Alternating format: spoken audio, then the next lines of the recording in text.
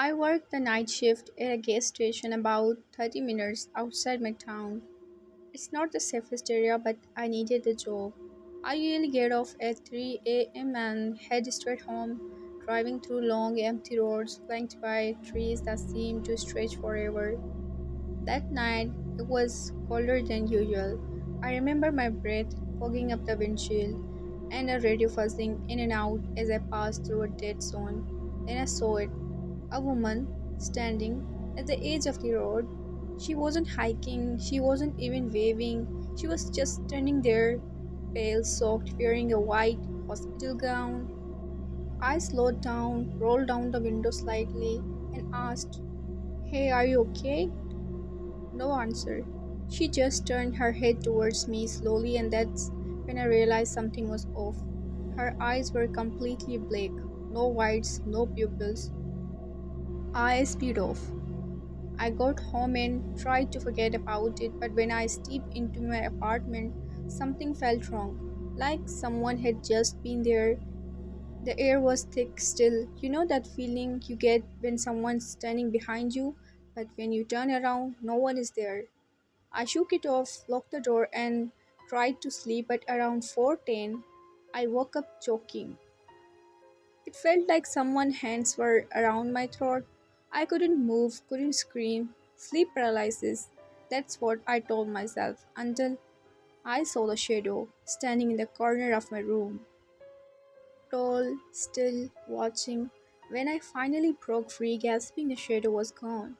Over the next few days, I started noticing a rotting smell in the apartment like decaying meat. No matter how I cleaned, it wouldn't go away. My cat, Mia, would not come out from under the bed. He hissed at corners of the room where nothing was there. One night, I came home and found all the cabinets open. Nothing was missing, just open. The same with every drawer in my bedroom. Then I saw it again. The woman, not on the road this time, in my hallway mirror. She was behind me, but when I turned around, no one was there. The next night, I set up my phone to record while I slept. I did not even bother watching it until 2 days later, when I saw chilled me. At exactly 2:12, my bedroom door opened on its own. Something black and tall slid into the room like smoke. It stood at the foot of my bed, watching me. Then it leaned in so close my phone picked up faint, whispering. The only word I could make out was my name. I moved out that apartment the next day, but wherever it was, it followed me. I moved in with my cousin for a while.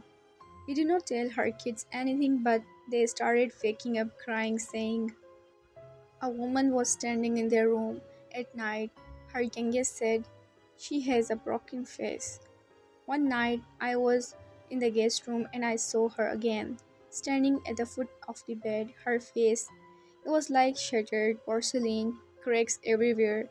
Her mouth was open too wide, and from it came a sound like screaming and static mixed together.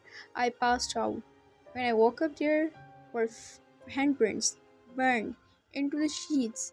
I started researching hauntings and entities. I came across something called a Tagalong spirit, an entity that latches onto a person, not a place, usually seen after you witness a traumatic death or unknowingly cross paths with. I thought back to that night. What if she wasn't real? What if she was already dead? And I acknowledged her. That's all it takes, just acknowledgement. That's the invitation. I did everything I could. Cleansings, priests, salt, burning sick, nothing worked. She comes every night now. The weirdest thing, sometimes she doesn't even show up, and those are the worst nights. Because when she doesn't appear, she is not watching, she's doing something. I woke up yesterday with scratches down my back.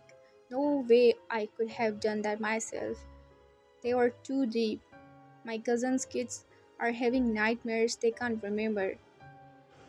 I can't go my room anymore, and every mirror in the house is cracked from the inside. I'm tired, I'm scared, and if you Ever see someone standing on a lonely road at night? Don't stop, don't speak, just drive because once you acknowledge it, it's already too late.